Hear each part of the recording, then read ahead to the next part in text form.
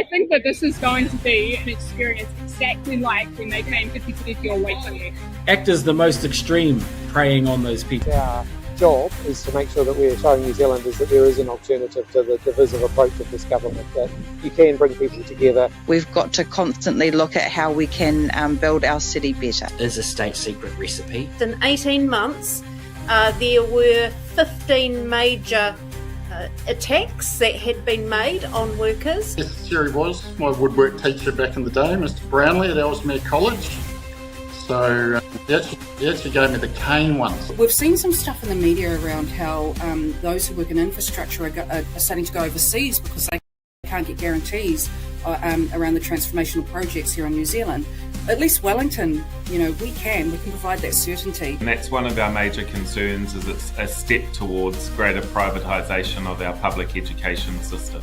It's kind of sad that because of this government's political choices, it's manufactured an exodus of some of the best and brightest among us. They need to reflect that councils aren't elected or appointed by the government of the day. They're elected by the same communities that put government in place. We're elected just like central government. Here is somebody who is ideologically based rather than purpose-based. Welcome to this week's news.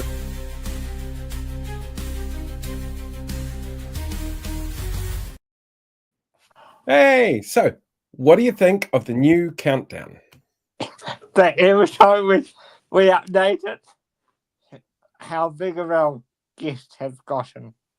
It's impressive, yeah. It was very cool looking back on it going, oh yeah, that's right, we did sit down with Chippy. Oh yeah, that's right, we did have a chat to Chloe and to Ricardo on location in the rain. I still think that my jacket's actually in the car from that and it's stinking a little bit as it tries to dry it. It's a unique one, to say the least. I know most of the people will be watching this later, but so yes, been an interesting week for not only me but the entire country. But what's new? It has been fascinating.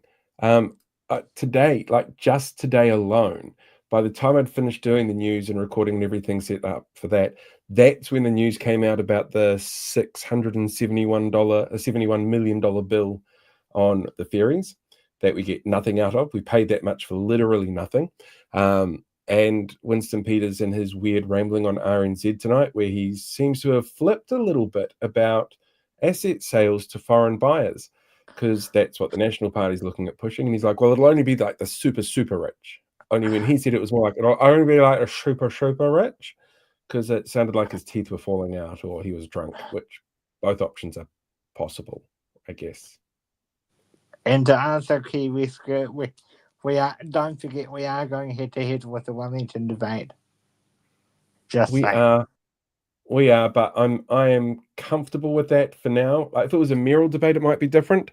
But being a council debate, I hope that everybody out there in that council watches what Sam is doing. I think it's really important, of course, that people get out there and vote, take a look at their candidates and stuff like that. One of the things I found really interesting actually this week that we haven't done anything on yet, because it's all sort of going on in the background, is the Voices for Freedom candidates that tend to be linked around the country are opting to no longer go to meet the candidate events that have been put on by outside groups, because they know they're going to get a whole bunch of pressure on them. So instead, they're now putting out their own surveys and they're doing their own meet the candidate events, which will be full of the people from their groups coming in to go, well, Reality Check Radio said I needed to be angry now. So this is what I'm going to be angry at, which I found, fascinating. It's fascinating to see how they do that. Yeah. So for anyone listening or watching later, yes, we did ask Sam for permission to go head to head, so we're not completely dorky. No. And I've actually just had a message from Nick about joining us. He's just been a little bit hectic tonight, so just making sure he's still okay for coming up, because I wanted to have a chat to you and Nick about your little media round that you had earlier in the week. It was really cool to see you in the news, actually, and see you, watch you on the news and read about you in the paper. Are we able to bring up that clip to fill in a bit of time here?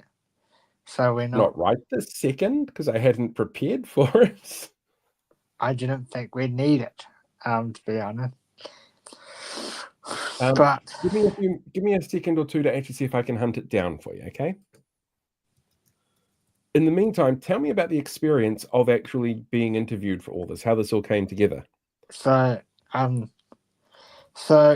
for little people that don't know, we've actually been working on this with Amelia the whole way through her maternity leave of her beautiful child, because it became very evident very quickly that there were a lot of, not naming anybody, a lot of journalists that didn't want to deal with disability and still don't.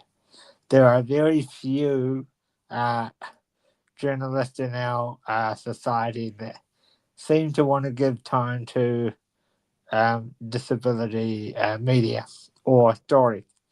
Now there aren't. There are very few and far between. As I get to meet more and talk to more, they're becoming more understanding, but it's a very hard game to be in for. That makes sense. Sorry, I'm just sending a link to a guest, but I do have the video up if you want us to play it. Yeah, so we'll replay that video for you now while we wait for Nick. All right, let's go. See, this is how often I do this. Share screen, this one here. So this is the story that ran on Stuff. I don't know if you guys can hear that. I don't know if I can hear that. No audio, but that's right. I don't Audio know coming what. through? No, but okay, that's not going to work like I hope. Yeah, I know how to make audio come through on it. Oh, I have to just talk through it like that. All right, Like, I don't know like how to make that work. This is why we don't do things on the fly. Because if I'd known, I could have downloaded the video and then done something with it that way. But yeah. Oh, yeah. We don't do things on the fly, except maybe later. Yeah. We'll see. We'll see about later. But that's right, because Nick is on his way. He won't be too far away. So Amelia covered the story itself. And this might be a better question for Nick, actually, when he comes in.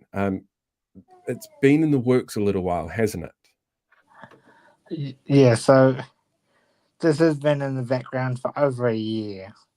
So when it became, and I'm trying to do this respectfully without throwing any of our big name friends under the bus. When it became evidently clear that there was a lack of journalists that were willing to cover stuff like this,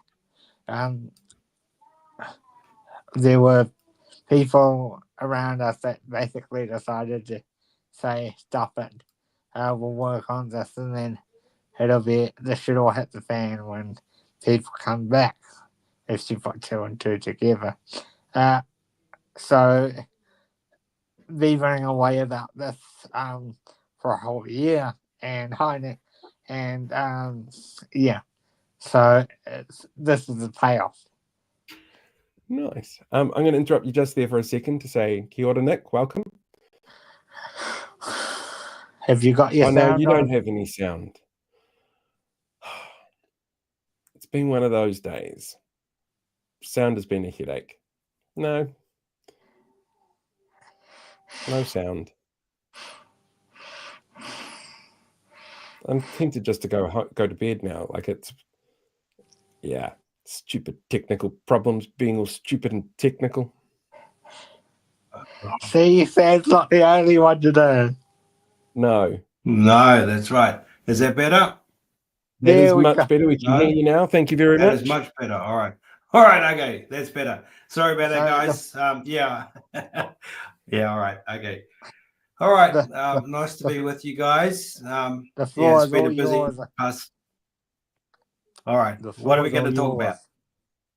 Well, I'm really curious to hear your side of what led to you guys being on the news this week.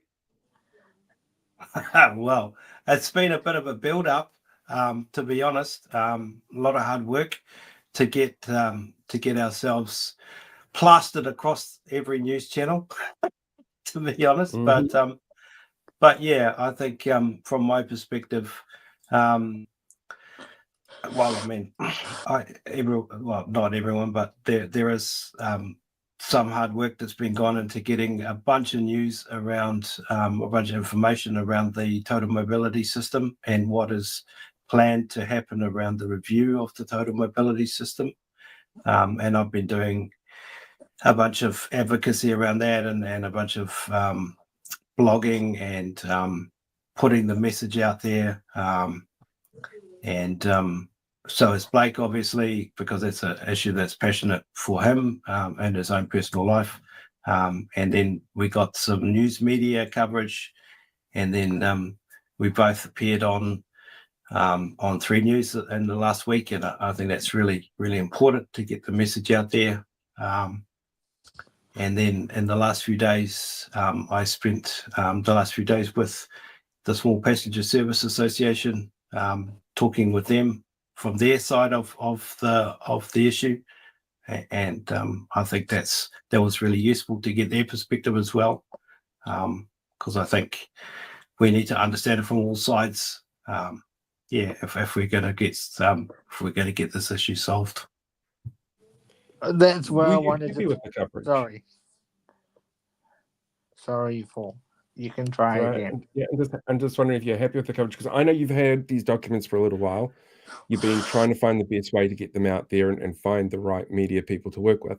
But I'm curious if you're happy with how the coverage came out, because all of that work, and you ended up with a 4-minute video clip on the news and a really good write-up. But yeah, I'm just is there more information that you would have liked to have seen come out? I think from my perspective, disability doesn't get a good run on the media generally. So I think we're always happy when it does come out, and it does get really a good crack on the media. So I'm never going to speak badly about our journalists when they do decide to focus on it. I think I would also say that we could always have more coverage into it, and I think particularly around this story, particularly because total mobility is such an integral part of how disabled people, and not just disabled people, but also members of our elderly community, our seniors, interact with their communities. So it is really quite a serious issue, and any of the changes coming through in the review will impact a significant portion of our community. So I think I would encourage our media to really look at this one and potentially also follow up on the good story that came out in the last week, because there is definitely more to this story than the piece that came out in the last week. Can you guys give me a rundown as to where we sit now then? What looks to be happening with total mobility based on the paperwork that you've seen, the feedback that you've had? What are the big concerns for those that missed the stories so far this week? So it's basically so as Amelia said in her story, there looks to be about $8 million shortfall, which is huge. So, like, one of the statistics she used was by 2030, there's going to be over 4 million people, more than that, but to be a ballpark, 4 million people using total mobility. And to think our population, it'll be bigger by then, but our if you put that into perspective, our population right now is about 6, maybe nearly 7 million. So that's, if you're looking at that from a perspective, if that were to happen now, that's the majority of our population fall. And it's just extraordinary that, it could end up being a majority of our population by 2030, if it doesn't grow, using total mobility services, or whatever it might be called by that time. So that just extraordinary in itself. And then what I'm going to ask Nick to fix is then we have the commentary from your favourite North Shore MP, Dan Bidwell, coming on this week and saying, admitting that it hasn't even gone to cabinet yet. So that's. I don't think Dan would know if it's gone to cabinet. He's not in cabinet. Are you able to elaborate on that, Nick? Yeah, I am. I was actually sitting in the room when he made those comments, and I decided to give him a free pass at that time. But I was taking notes when he made those comments, and I thought that was interesting. I think there is a few wider contextual points to make here, because we know that the DSS funding, and we're getting slightly off topic here, but the DSS funding decision will come out at the end of September. And I know that that's not going to be good news for disability community. So I feel like there's a few timing issues that will come into play here. And I feel like there will not want to be two bad news announcements within a very short period of time. So I feel like they want to deliver the total mobility news at a different time frame to the DSS news. So my gut feeling is that the reason why this is being held back is to separate it from the DSS announcement, which will be at the end of September. And that the reason for that is because there will be a lot of heat around that announcement, because they will inevitably be announcing a number of cuts or changes to the DSS system, and they want the heat to die away from that conversation in order to deliver another potentially controversial decision around total mobility. So potentially we may see a month or maybe even more before total mobility gets dropped in terms of the decision. So that's why you potentially heard Dan Bidwell saying that it hasn't gone to cabinet yet. So you may see something happening towards October, November, towards the latter part of the year. October is local body election time. One of the things that pops up every local body elections is around public transport. Total mobility obviously fills a gap that public transport can't meet in terms of the needs for the disabled community and their transport needs. But there is an element of things like public transport that also need to be taken on board when it comes to offering these services to the disabled community. How much of this is going to look, how messy is this going to look, I think is the question I'm going for here, when you've got a government that keeps cutting funding to public transport, that's looking at rates caps, which will limit the ability of councils to provide the services and the facilities needed for people within the disabled community to be able to do something as simple as catch a bus or get picked up by a taxi. How bad could the outcome in October exacerbate the problems that you're seeing come through now in the paperwork that you've seen? Yeah, I'm happy to take that one. In terms of the way that local government interacts with total mobility, one of the things that I was told outside of the OAA information was that there was a contract put out for the administration and delivery of total mobility by NZTA, and that happened earlier this year. So that, for me, that sent a pretty clear signal that the administration was going to come centrally, and that would mean that everyone who currently has a total mobility card would have that card replaced by a different nationally administered card. Because at the moment, I mean, you will know this, Blake, that everyone from where we are here in Wellington, we all have a card that's administered by the Wellington Regional Council. But if you go to Auckland, you have a different card that's administered and then delivered by Auckland Council. But it seems pretty clear that they want to centralise that into NZTA. And there are some significant advantages to doing that, and I'm not opposed to that. I think that's actually quite a good idea. because what it does is it smooths out the particularly the way that the subsidies are delivered, because that means that NZTA can choose how those subsidies are delivered right across the country, rather than each council deciding how those subsidies are delivered. And we know at the moment that councils are not administering those subsidies on an equal basis. So I think that's actually quite positive, and that's something that we should all get behind. In terms of the way that it interacts with local government elections, potentially councils would be in favour of that, to be honest, because it's just another thing that they don't have to do, which would mean that that would remove a problematic function that at the moment causes a whole lot of headaches for them, that might be something positive that they might look upon, as being something that is a positive.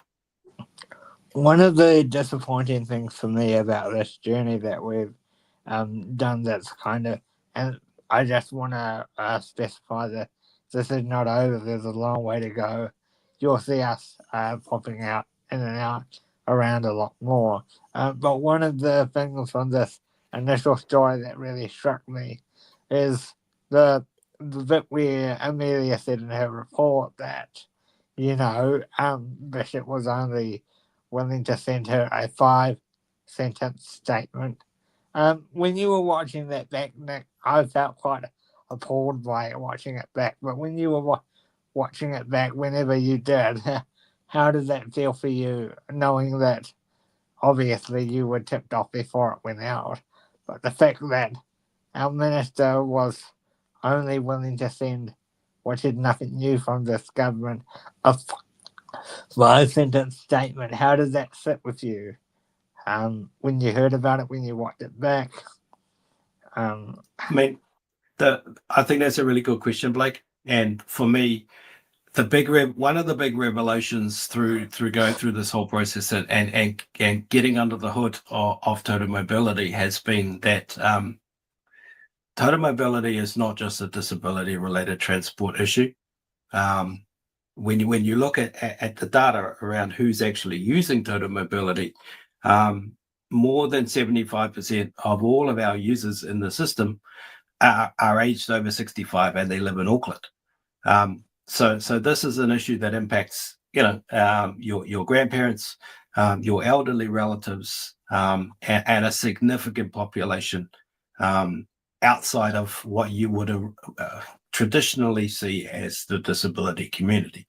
One of the other things about that population is that they vote. If you look at local body elections, you look at the demographics, they are predominantly over 65. The voting population, the voting percentages of over 65s are something like 80% plus. They're closer to 90%. So if there's a percentage, if there's a demographic in the population that you don't want to annoy, for me, that is the population that you don't want to start ticking off. So for me, when I read that sentence that the minister sent back, it surprised me. It kind of like the eyebrows went up, kind of Judith Collins level of eyebrows went up, because you don't want to start ticking off the demographic of our population that vote, and they really start taking things personally when you start taking things away from them, because they will know that and they will start taking notes, and then they will start really thinking about it when it comes to the ballot box time next year. So for me, this becomes an issue that people start thinking about when it comes to the election time next year. So for populations like our seniors community, this will be an issue that they will start to think about when it comes to who they choose in our election next year, along with a bunch of other issues. But this can become a significant issue around who that community chooses as their party of choice. Yeah. My final question then, is to wrap this conversation up, is I know this, but for the viewers that are listening and watching now or later, what's our message to Bishop and what happens next now that the lid has been lifted? I'll let you go first, then I'll do my bit. Sure. I mean, my message to Minister Bishop is the same message that I've given, multiple times in different ways on different platforms, is that you need to front and you need to do it quickly, because people are concerned and they're worried, and because they think that you're going to start taking something away, and whether that's true or not, it doesn't really matter, because in a vacuum, all sorts of things start to be said. And if you're not taking things away, if you're not starting to make cuts around the service, then you need to come out and you need to say that pretty quickly. And if you are going to start making cuts to the service, you also need to say that pretty quickly as well. Because with the lack of information, all sorts of things start to be said and people start to get worried and concerned. And for me, one of the most concerning things was highlighted in the OAA documents themselves, when it was highlighted that one of the concerns was the nervousness of the disability community, because this exact same thing happened in terms of the March 18 cuts. And so the Ministry of Transport is on notice. They themselves highlight this as a concern. So the minister knows that if he doesn't front this issue, then there's going to be trouble within disability community. So my message is the same as it has been multiple times. Come out, start talking, and front the community. Mine is very similar, Nick. And the fact that he claims in electronic letters that he sent to me that he's quite too busy at the moment, and we'll find out in due course. It's just a pity cop-out answer. It's just really pity. And the fact that I'm happy to share this now that the story's out. I've had his office hang up on me twice in the last 6 months. So to hang up on a disabled constituent is just unbelievably sad. And I would encourage Mr. Bishop to, of course, come and speak to me or the community wider. And there's a seat here on this show if he ever wants it. He just has to use it. Anything you want to add before I wrap this up, Paul? Yeah, 2 things. When I apologize for disappearing before, I actually had to sneeze, and quickest thing to do is just duck out of the room so nobody sees that or hears that, because that would have been terrible. Second thing, I've actually got a question here from Wade Hunter. He is a disabled journalist looking to advocate for visibility. He says, keep up the good fight. For people like Wade, how can they get hold of you guys if they want further information or follow-up stories, that kind of thing? You can email. I'm happy to put my email out here because I can block people if they send me scam emails.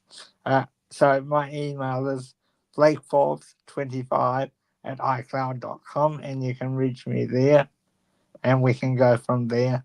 I don't know what Nick's comfortable putting out in the stratosphere, but yeah.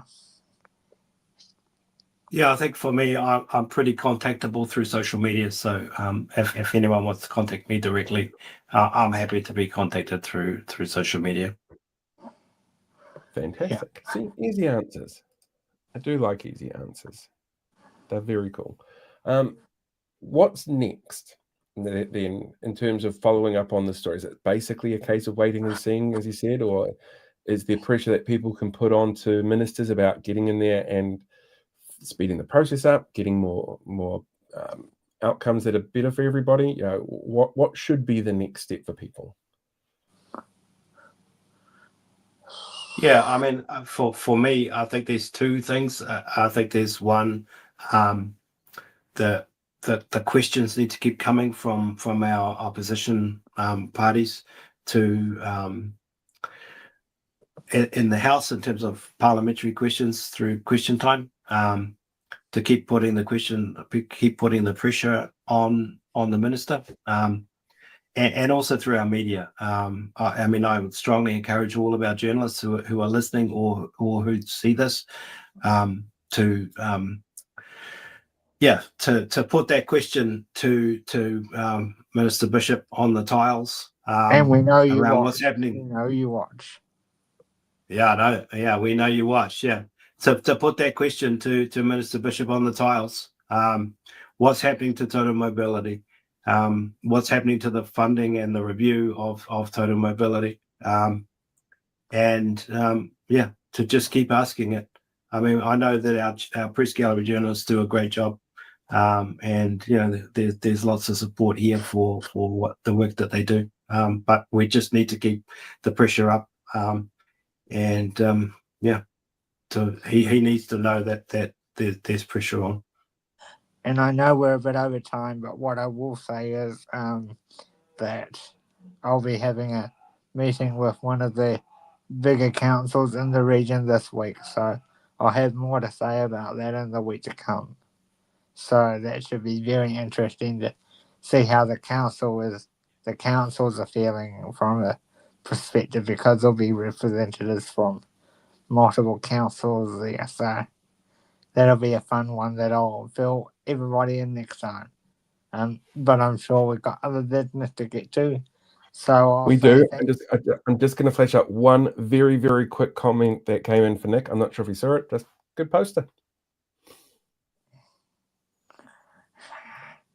So Nice. thank you as always for coming, Nick, and we'll keep on this, of course.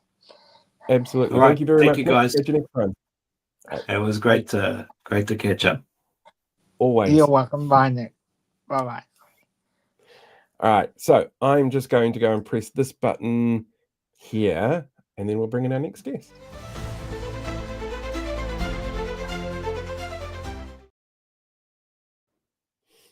Kia ora, Lawrence.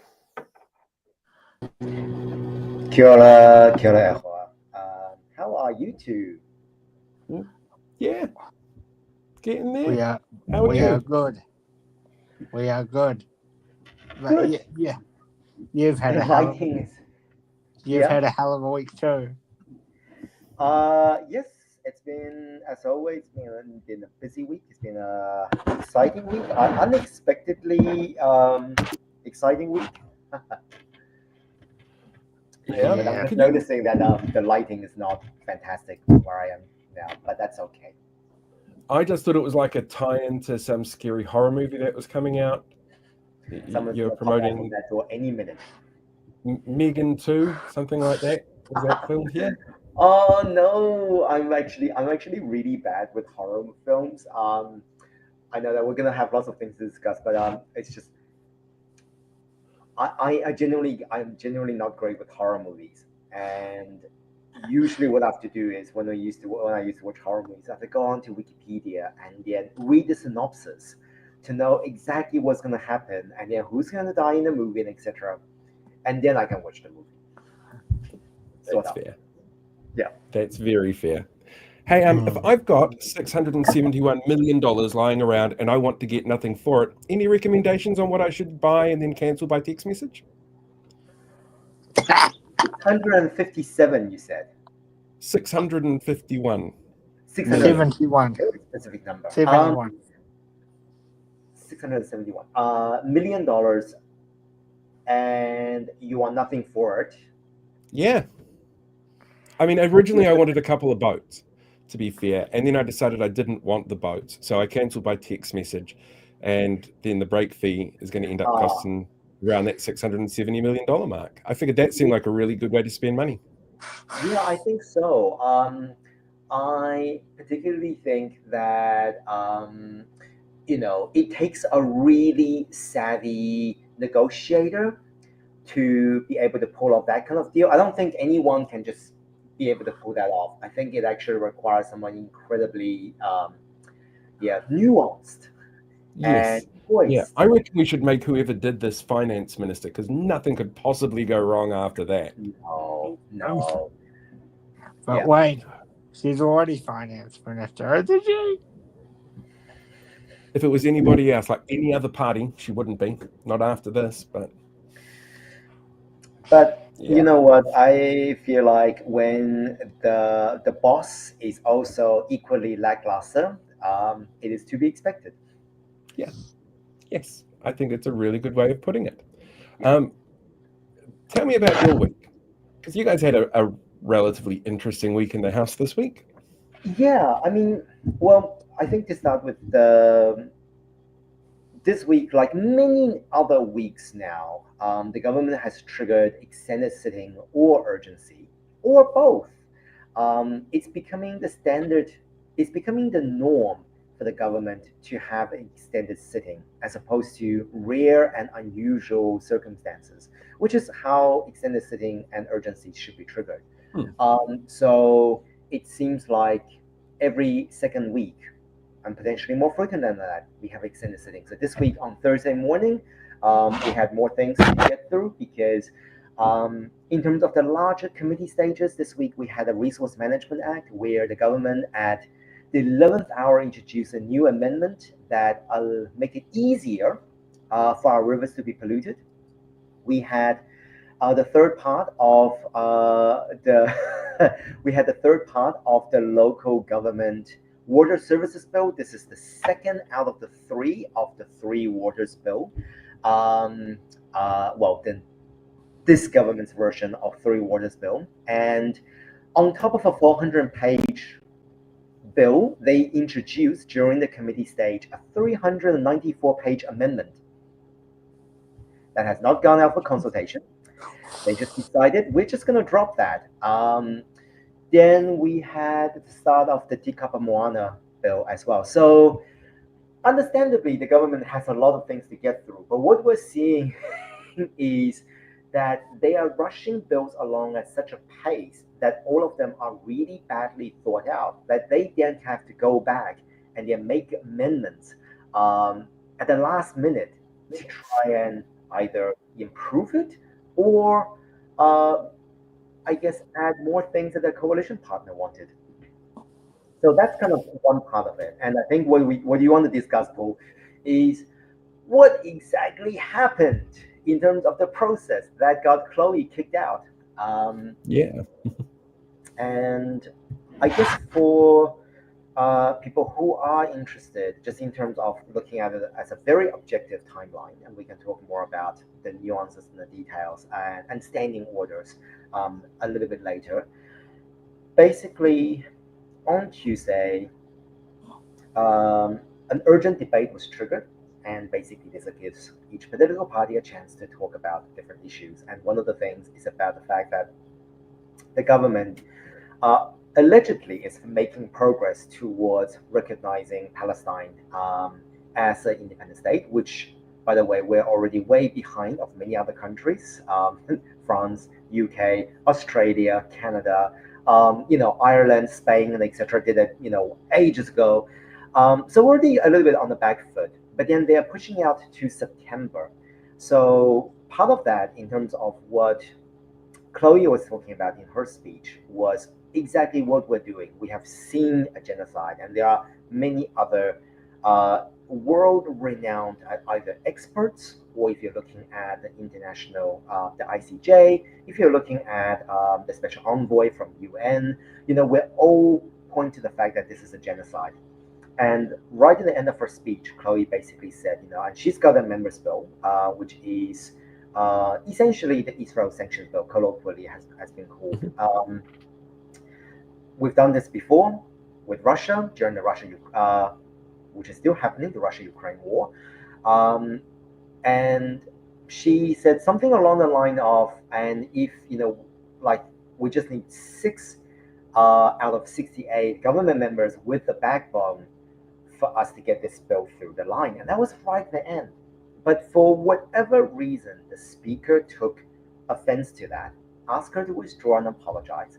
She refused to do so, which then triggered Standing Orders 90, which is then considered a disorderly conduct, and she is to withdraw from the House.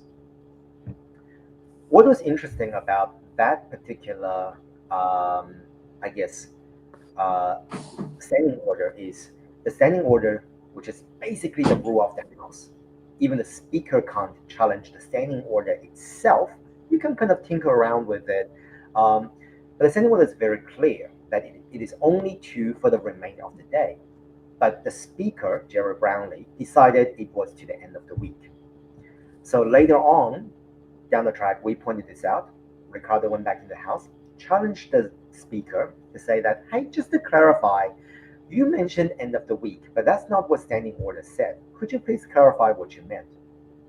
This is when the Speaker, Gerald Brownlee, then later came back into the House on Tuesday afternoon to say that I stand by what I said. It is going to be the end of the week, but what I'm going to do is every day she's going to come in, I'm going to make her apologize. Withdraw and apologize. If she doesn't, I'm going to remove her again for the remainder of the day. That is incredibly unusual. That has never happened before in Parliament. I did just did some research immediately afterwards on a couple of things, which is when has a member of any member called anyone else spineless or without a spine? Most recently, Judith Collins did that in. Was it Judith Collins? Yeah, did that in 2022. Where's the spine, etc. She used a specific term. Paul Goldsmith did that in 2013. Said calling the opposite side something along the line of spineless, like a jellyfish. No issues, no drama, nothing. So we're already seeing. Yeah.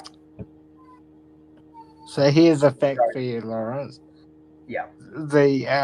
The word spineless has been used over 65 times, and that is the first occasion that someone has been kicked out of the House for using those sorts of terminologies. Yeah. And that's really, really interesting, because I think that's the thing. And the thing is, no one, usually if you're offended by a particular term, you will get up and you'll be like, Mr. Speaker, I felt, I am offended by what that member had just said. I think that member should, withdraw and apologize. Usually a member does it and the Speaker going like, yeah, no.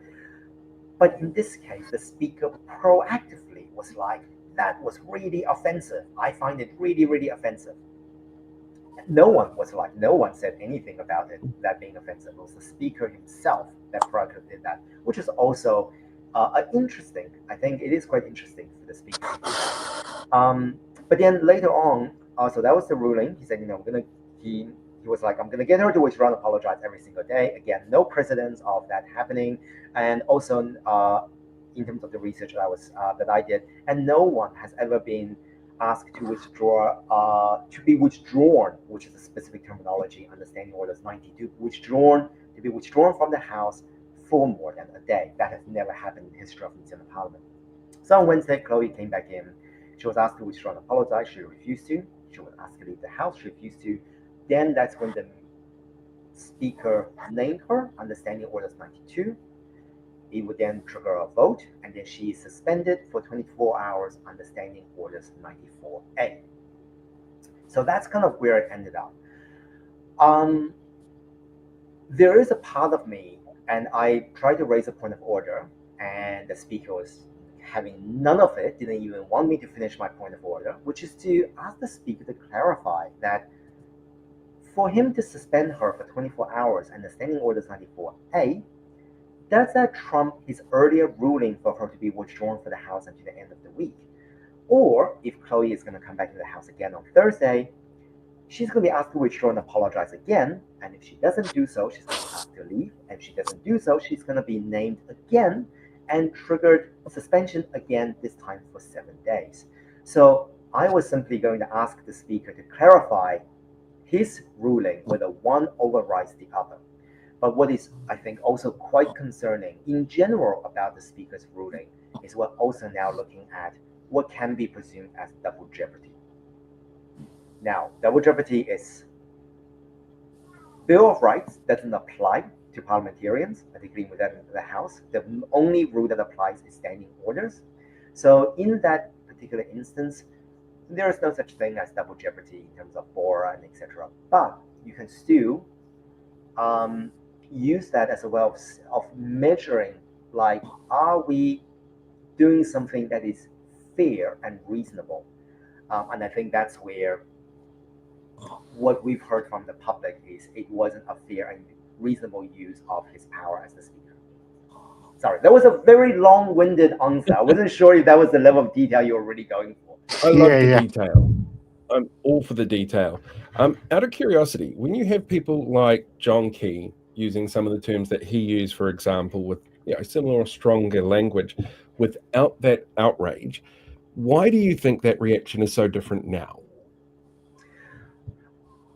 You know what? It genuinely baffles me why what Chloe said was a particular sticking point for the speaker. Now, we have heard the Minister for Foreign Affairs, the previous Deputy Prime Minister, calling us much worse on a regular basis, almost every single day, to be perfectly honest.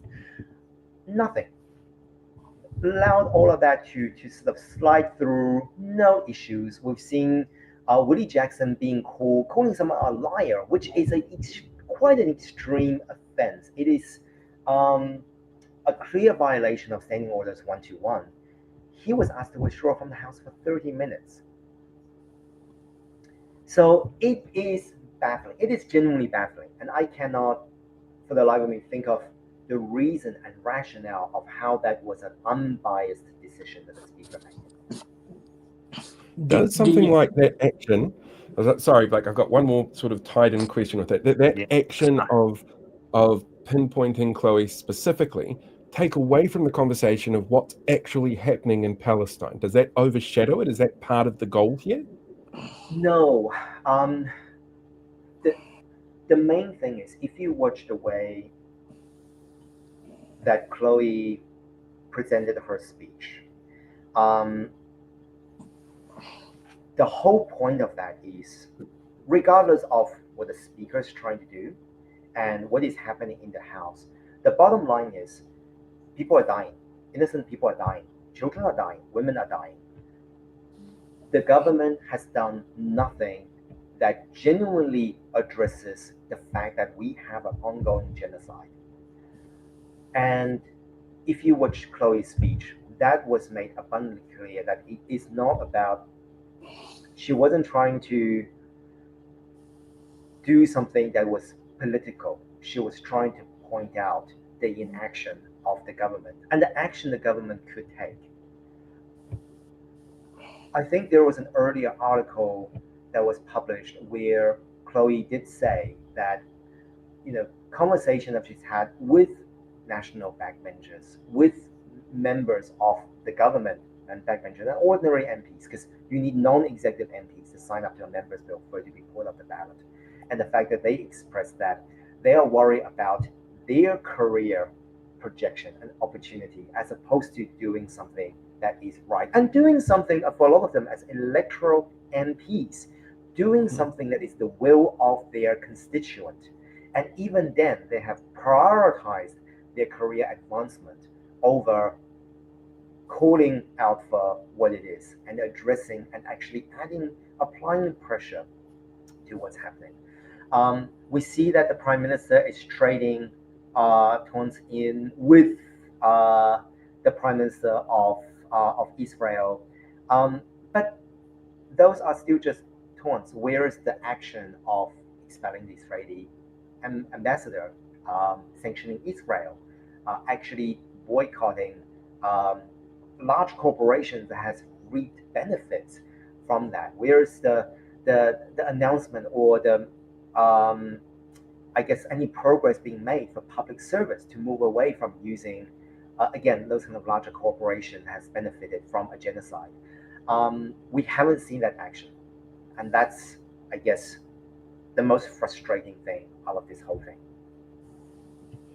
Blake, jump on in. So I was going to say that there was, and there was a lot of commentary with you know, because we know Chloe's very, and this is not speaking good or bad. We know that Chloe's very passionate about her speeches, and some people on the disability forum, because she's been so open about her neurodiversity, or that she's been picked on because of her neurodiversity. Do you think that might have come into it? Because she's so, and I like this about her, she's so, you know, passionate about what she says, and there's really not a filter there. In a good way. I mean, we have anecdotal evidence that that sort of things happen. I don't think there's been any sort of genuine empirical evidence, and we're trying to look into some of those, exactly like what you said, Blake, because Parliament is an oppressive place. I think there's no doubt about it. It marginalizes disabled people. It marginalizes people of color. It marginalizes women, Māori, Pacifica, Rainbow, you name it. Even in the way our standing orders work, even in the way that our sitting days work, a lot of those are not friendly towards the disabled community. And I think you are onto something where people who are neurodivergent, particularly when you have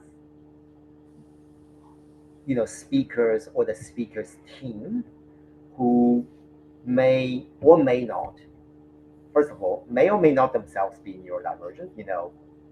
We can't rule that out. There's a lot of undiagnosed cases as well, but there's the very likely potential of a lot of cross wire in terms of communication style.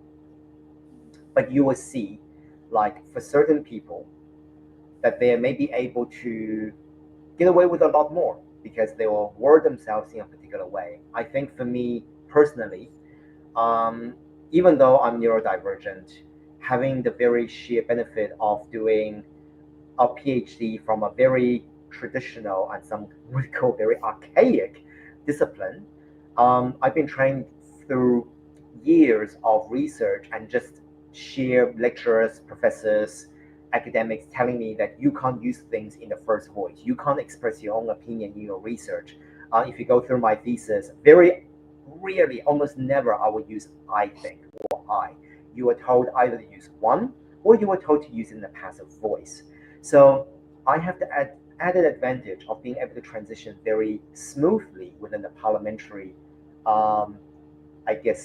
lingo, to be able to do it in a way that manipulate my speech in a way that would be palatable by standing orders. But you're absolutely right, like things like our standing orders, things like the rules of the House and the determinant of those rules do further marginalize all of those. And the other thing I was going to say is further marginalizes young people as well, because I think the average age of a parliamentarian in New Zealand is probably quite young. It's like 43 maybe-ish. I know that globally you are considered a young parliamentarian if you're 45 and under. And, that's not young by any means. As someone who's 45, I'm just going to be very careful around the conversation of young and old at 45. Fair enough. Fair point. Sorry. Yeah, but like the thing that concerns me about standing orders frozen on me. is one day I hope to be able to be in Parliament and do what you and Chloe do and others that come before and after you. But I worry that because me being neurodiverse myself, I'm worried that, our standing orders are not fit for our community to be a part of Parliament. Parliament is supposed to be an inclusive place for everybody. But when I get there in 10, 15 years, if people are not, as I work my way up my chosen party if the standing order are still not appropriate. You know, I'm worried. What will I say that'll get me kicked out the house? You know, so I think to a certain extent, and I'm not saying that we're special or anything, but the standing order needs to be updated so that people that don't have the luxury of having filters, and I know that's quite a long-winded answer, can feel that they can be in the house without being threatened. Okay, we might accidentally say the word spineless occasionally or the word liar, but it might slip out because when we can't think straight. But we shouldn't be penalised because of, you know, an issue like that. Even if it's just a warning, you can't say that before you get kicked out of the house. I agree. There needs, if they want to continue to be inclusive, there needs to be some sort of restructuring of standing orders. And this week thing, Chloe, it happened to Chloe, really hit home for me. You know, it made me rethink, do I want to go as far as into the house? Do I want to do this as a neurodiverse person? Do I want to do this? And it made me and it's now making, I've probably come to the conclusion that I want to do it, but it now made me have second thought this week. What is good, I completely agree with you, Blake, and I think what's also quite good here is, I like the comments. What's also really good for us to have that kind of awareness that standing orders needs to be something that is that provides the kind of equity and equitability that the communities across the board, because our demographic has changed in Aotearoa, where standing orders largely has not. However, every term there is a standing order review, and they will ask for public submissions. And the standing order review is, I think, about to kick off as well. So I definitely would encourage people who have that kind of idea or have that sort of procedural sort of mind to actually submit on the standing orders review to say, hey, what are the tools or what are the measures you're going to use to ensure that standing orders is fit for purpose for everyone in Aotearoa, not just the ones who have benefited from the status quo. I agree with you, Blake. I think that's a really important part, and particularly when it comes to looking at things through intention as opposed to using specific words, because certain people are their intention is malicious, but yet they get away with it because they're able to frame things in a way that get past standing orders. David Seymour. Yeah, you also have people who, frankly, you see the speaker allowing certain members to get away with putting the same stunt over and over and over again.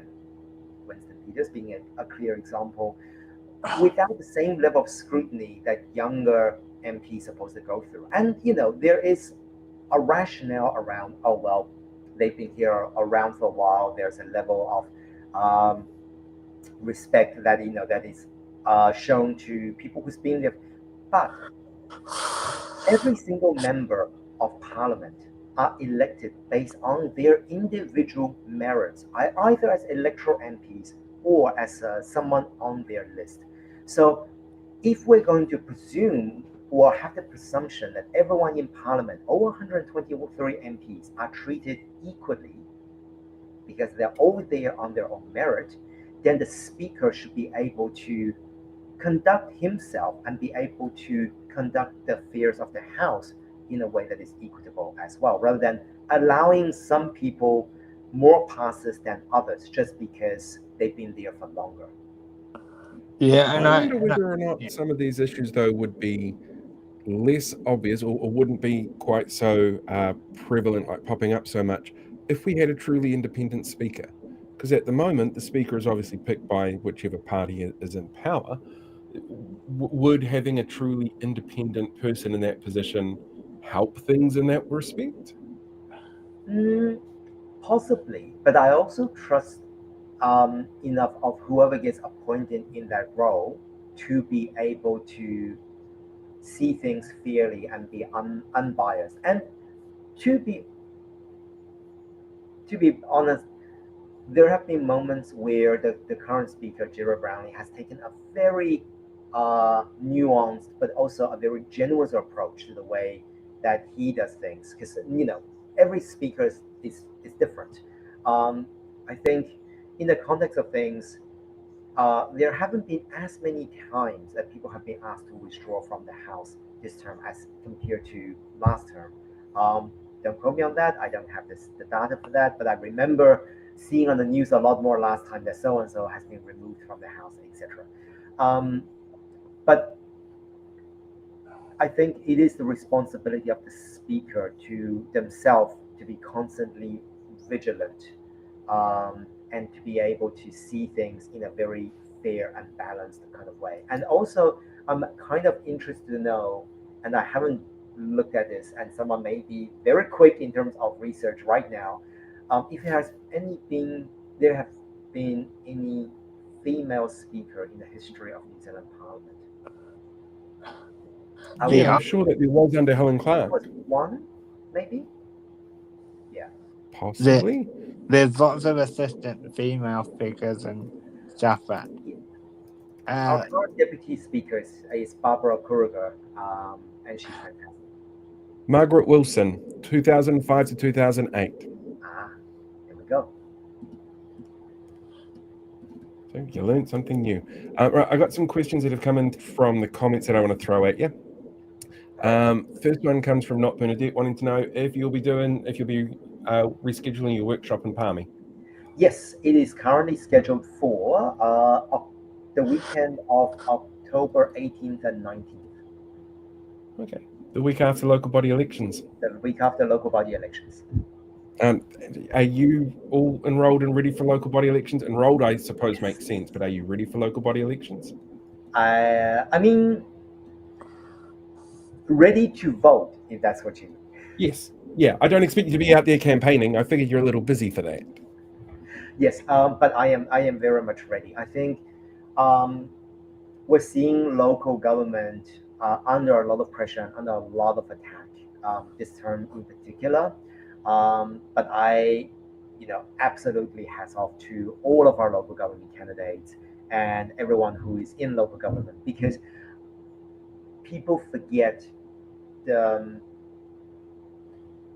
just how much local government does and how much of our daily lives is affected by decisions of local government.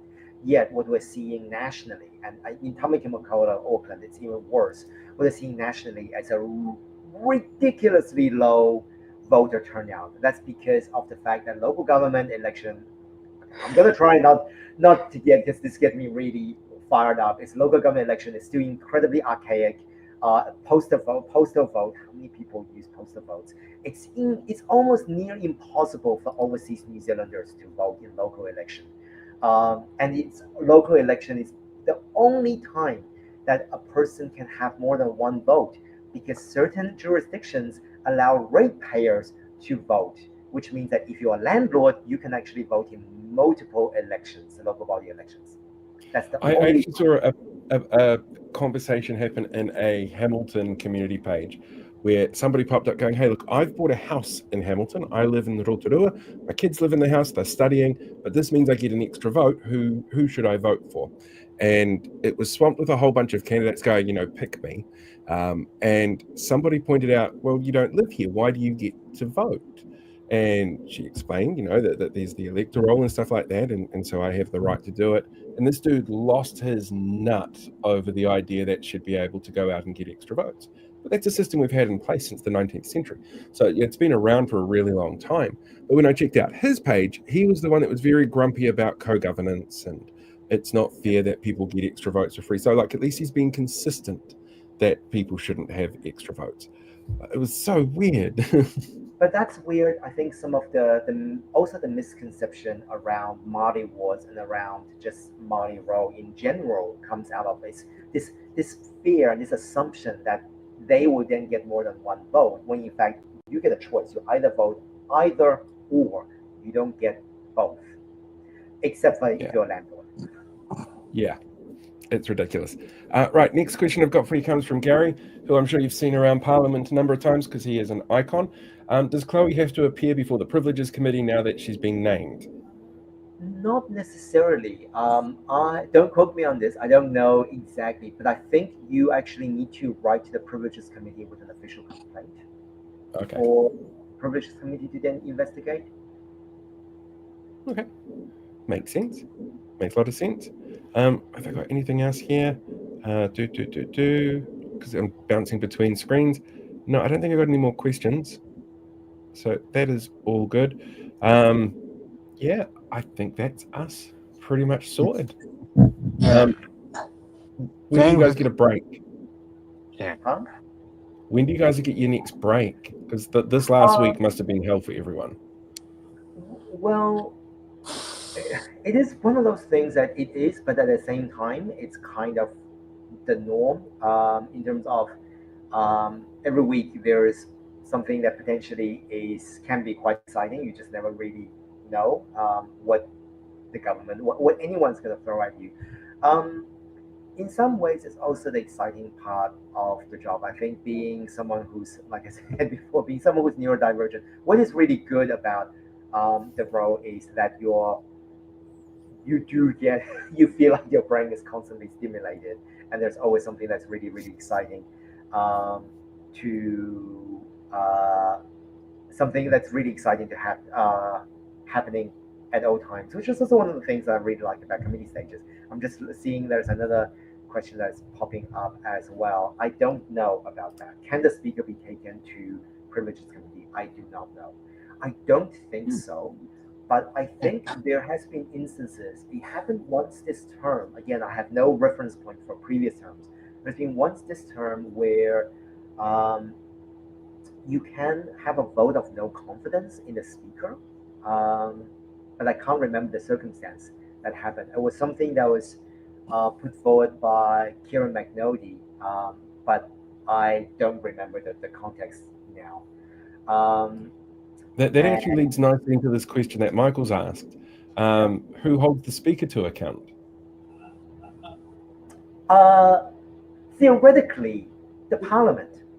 And I think this comes down to, I feel like I'm going to get into another one of my rants. I'm going to try and be really concise. Theoretically, the Parliament holds the speaker to account. But I think this comes from what you said before, Paul, is where if the Parliament has a vote of no confidence against the speaker, or against sort of like, we're looking at any of the ministers, for example, the fact that the speaker and all of the ministers comes from the majority is one of the issues that we are currently seeing. Granted, the speaker is actually doing a lot better job than the ministers, but this is one of the issues that we have seen in some of the submission has come through, particularly in the 4-year term bill and also the regulatory standards bill, on the complete unchecked power that we have in our executives, i.e. the ministers, when it comes to decision making, because they put forward the law, a bill, as legislature, as MPs. Our role, as all of us, our role is to ensure that that bill has gone through the right process, is robust, but because no one wants to rock the boat, no one wants to challenge their own ministers, we do see that things just sailed through smoothly. Extended sitting gets voted on through smoothly. Urgency, and then that then puts pressure on select committees. The chair can't do anything about it. So I think the way, as part of the standing orders review as well, we really need to address the ability for a government to trigger urgency and extended sitting. So what we're also seeing with this particular government is that they are throwing every convention out the window. So any sort of norm that you don't do X, Y, and Z because it's the convention, they're taking it to the extreme as, well, we're going to do things read as written and we can do this. However, when we do that, they throw a little bit of a fit. So that kind of answers the question that Cal's put through. Cal put this question through: can a government change the rules around penalties and rules in the House that the Speaker can dish out, or the Privileges Committee? The government cannot, but the standing orders can. But also, on that question, I also want to address the fact that please call me out, and I'm also looking for people to call me out if I do use ableist language, because I just have to catch myself just before for doing that. It's one of the things that we as parliamentarians should also be very aware of. Yeah, the last comment I wanted to make was how you all walked out. Is it a standard Green Party philosophy, or did you decide that on the fly? Oh, sorry, I missed the first part. The walkout that you decided to do when Chloe got kicked out. Is it a standard Green Party policy, or did you do that on the fly?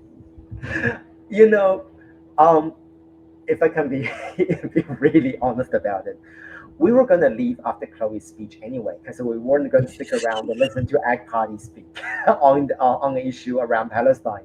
So it was just coincidental timing that it was right at the end of Chloe's speech. She got called out. She asked to leave the House. We were all going to leave anyway, so it wasn't a planned mass departure. It was just, it's one of those things that was going to happen anyway. Perfect. Okay. Lawrence, thank you so much for being here again tonight. Thank you so much, Paul and Blake, for having me. I really appreciate it, and it's always a pleasure. It is. Now, we did have a very quick question come through right at the beginning that I forgot to start. The hedgehog. Yeah. Yes. What's the story with the green hedgehog? It's literally just what my friend of mine gave me, but it was he got this for me because it was a green thing. I guess it looks a little bit like the Pokemon Shiny, which is also a grass type. And as you know, that being in the greens, I am partial to grass type Pokemon, as you can see. That is very fair. I'm blanking on Meow something. I'm blanking. I should really know. See, it's been a long week. It's been a long week. But the other thing I was going to mention, I don't know if the two of you will be going to the upcoming Armageddon as well, but I did hear it's going to be something big happening. It's the 30th anniversary, isn't it? It's the 30th anniversary, so I am incredibly excited. So I need to add to the autograph wall, so I will be there. Oh, and sorry.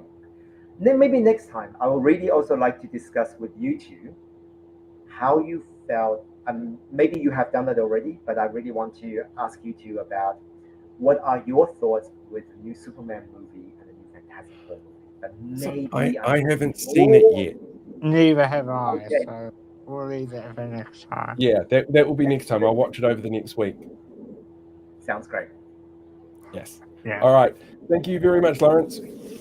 Cool. Thank you both. Have a good weekend. I'll talk to you. Bye-bye. See ya. Always fun. Absolutely. Now, because I ducked out before to sneeze, I need to re-upload the video file I had for the news. Got one of those days.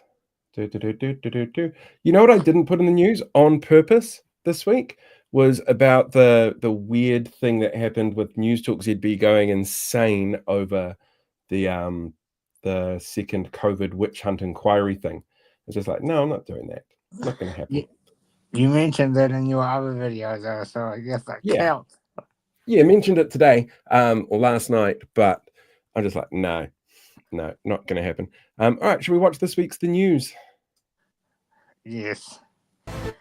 In this week's The News, we're not being racist, says government as it removes Māori words from school books. Farm greenhouse emissions set to drop on paper. Government determined to make local infrastructure worse. And 80 years on from World War II, what have we learned? All that and more on this week's The News. Hello there, kia ora, I'm Paul, and this episode's been cleared for human consumption by 8 out of 10 paleontologists. Education Minister Erica Stanford, seen here demonstrating how best to hide books with scary words she doesn't like, has come under fire this week for her decision to remove Onu Kupu Māori from an early reader book because she found them too confusing. While experts have said that Te Reo Māori uses the same phonetics as English and that children with bilingual skills tend to do better in long-term education and critical thinking, Stanford stood by her action saying, "We were elected on a wave of racist dog whistles, and we stand by that. No matter what age someone is, we won't let the word marae hurt anyone ever again." A war of words has broken out between New Zealand Prime Minister Christopher Luxon, seen here happy there's no joke accompanying this picture, and the Israeli government, as Parliament this week debated the need to recognise Palestinian statehood and look at sanctions for the state currently oppressing Palestinians, after Luxon said Netanyahu had, quote, lost the plot when he saw, quote, utterly appalling bombings of Gaza. In response, Israel's Deputy Minister of Foreign Affairs, clearly unaware of the attack apteryx, or attacteryx as it's been dubbed, claimed New Zealand's biggest threat was a possum, so how could the country possibly know what it was like to have a group of starved neighbours, which have been systematically targeted for decades by an overpowered aggressor with international weapons resources and access control for foreign aid, with a history of disproportionate responses that's never had to face repercussions for its actions, scaring them from so close by. Green Party co-leader Chloe Swarbrick, seen here as confused as the rest of us at the ramblings of the coalition MPs, faced sanctions in Parliament this week while seeking sanctions for Israel after calling for opposition MPs to grow a spine on the issue. Speaker of the House Jerry Brownlee ignored the 61 other times the term spineless had been entered into Hansard before demanding an apology, which Swarbrick refused, leading for her removal and eventual naming. Said Brownlee, "As someone who hasn't had a spine in years, I felt personally attacked by this comment." New Zealand's emissions outputs are set to drop on paper as new emissions reporting laws come into effect that mean 3 of the 5 largest emitters in the country no longer have to report on the topic after the government changed compulsory reporting for the farming sector, which means the companies responsible for half of all our emissions no longer need to report, said Environment Minister Penny Simmons, seen here wondering if she had heard that right, that she's the Environment Minister. We all know the way to fix a problem is to pretend it doesn't exist, and with this new policy in place, that'll be even easier to do now. The government and police are playing the blame game with each other this week after a new report from Treasury ranked the police last in their ability to manage their assets. Some police assets, such as vehicles, weapons and a boat, are up to 20 years out of date, and the police have said that the reduction of 170 back-office room rolls to provide $50 million in tax cuts for landlords created the issue by removing expertise in resilience, sustainability and portfolio-specific asset management. While Police Minister Mark Mitchell, seen here trying out the Macarena, said, I blame Labour. Teachers are set to strike next week in what government ministers are calling an annual political stunt. During negotiations, the government offered teachers just a 1% pay rise, which is below the inflation rate, so is considered by many as a real terms pay cut. Said the Teachers Association, "We know from experience that even kids who need the most help to understand something can get there with the right tools and effort to see challenges in a new light. It's sad our government ministers can't seem to do the same by constantly offering us the same thing and expecting us to change." Nurses are also set to strike again next week with another below-inflation pay offer. Health Minister Simeon Brown, seen here about to drop the worst rap album of 2025, has claimed that this is using patients as a bargaining tool, while nurses have pointed out that the government is threatening patients as a bargaining tool. Local Government Minister Simon Watts, seen here standing in front of all the books he thinks local libraries should be budgeted to buy in the future, says he's close to finishing his work on new rules that would force councils to instigate rate caps in a move experts have called about as stupid as it's possible to get if you want local government to do its job. Restricted income options for councils amid a growth phase the country is currently seeing will limit the ability of councils to provide for that growth while maintaining core services and facilities. Said Watts of the change, "Sure, we canned 3 waters without an alternative, which drove up costs for councils, and international inflation rates on infrastructure costs have skyrocketed over the past decade, up to 10 times that of domestic inflation. But whoever funds the taxpayer union seems to think this is a good idea, and who are we to argue with that logic?" Australian Prime Minister Anthony Albanese, seen here wondering when we elected Dr. Evil as Prime Minister, visited Queenstown this week for the annual meeting between leaders of our 2 countries.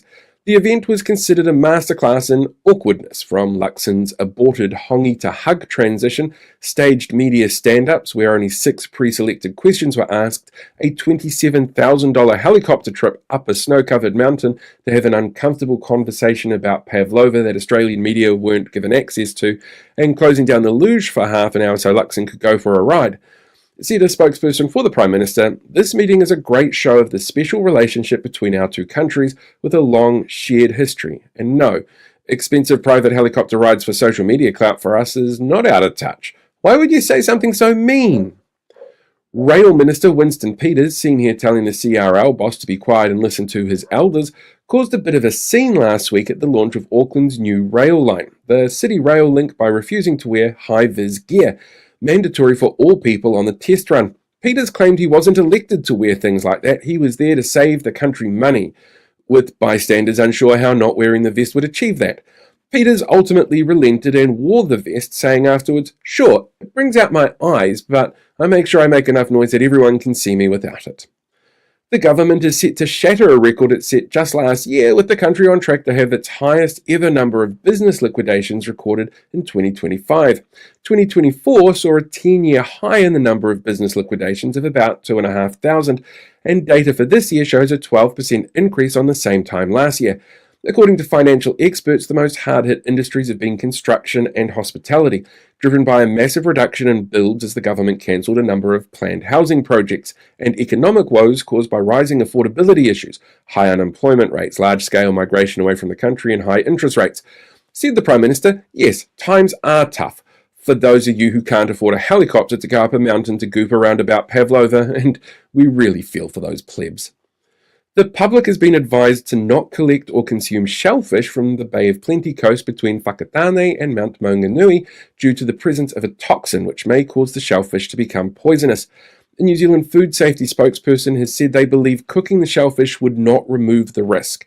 When asked where the toxins have come from, they said, "There's a couple of really toxic community Facebook pages coming out of Tauranga, full of racism and disinformation. One actually run by a candidate in this year's local body election. So we think that's probably what's responsible." And finally, this week marks the 80th anniversary of the end of World War II, when Japan surrendered to Allied forces after the devastating use of 2 atomic bombs. About 140,000 New Zealanders fought during World War II, with 12,000 losing their lives, and today only 69 veterans are still alive. A spokesperson for the Veterans Affairs Office has said, "It's an important day for us to all mark, to remember the human costs of fighting fascism and tyranny across the globe, and to commemorate all that we've lost. And we still believe the best thing you can do is punch a fucking Nazi in the face when you get the chance. It's just unfortunate that the number of chances you get seems to be increasing lately." Right, and that's it for this week's The News. Thanks again for tuning in and for all the support during the week. Live long, prosper, and we'll catch you all next time. Yeah, it's VJ Day today. Today is the 80th anniversary of the end of World War II, and there are only 69 veterans left. And what's really sad is at the start of the year, in February, there was 101. So we've lost just over around 30 veterans just in the first 8 months of this year. But to be fair, all of them were over 100. Wow. Yeah. Our country is growing older despite some certain people saying it's not. But anyway. Yeah, it is very sad. But I'd say the best way to honour the people who fought in World War II is go out and punch a fucking Nazi. Now, there's a couple of quick comments here I want to just cover over a little bit just before we disappear, because I know we've only got a few minutes before BHN kicks in and people want to head over to that. So this one here from V-Bunch: "My street has 4 signs up for the We Love Kapiti candidates." Now, I'm not going to endorse going out and vandalizing anything, like any of the candidate signs, because that's the sort of thing that gets me in trouble legally. I will, however, point out that these particular candidates have had a really bad habit of not following the rules around signs in really specific ways. So maybe check out what the council rules are around signs and see whether or not this meets that criteria. Also, feel free to tell everybody in your community that they are Voices for Freedom linked, because they are. By breaking the rules, do you mean not turning up to meet the candidate meetings and making their own? No, but that is a really interesting thing, because this next comment here actually from Not Bernadette, she's managed to meet the candidates for our local disability community, which is absolutely brilliant. the Voices for Freedom linked candidates have all started pulling out of going to these candidate meetings held by the wider public. They don't want to have meetings where they don't get to control the narrative. So they're putting on their own meetings and putting out their own very leading surveys about, do you think this thing that we think is great is also great? And they're doing it all over the country. So if you have a Voices for Freedom candidate not show up, please make sure that the voters are aware of the fact that they are not putting in the effort to come out and meet the voters. So yeah, I think that's pretty much everything from my end. If you want a real laugh around local body politics, you should check out the absolute slagging that my local ACT candidate gets every time he posts on the local community pages here on the shore. It's absolutely amazing. I'm not sure what we'll cover next time, but we'll be back again soon. Yeah, we'll see what happens next week. Who knows? Until next time, everybody, look after yourselves. Ka kite ano. Bye.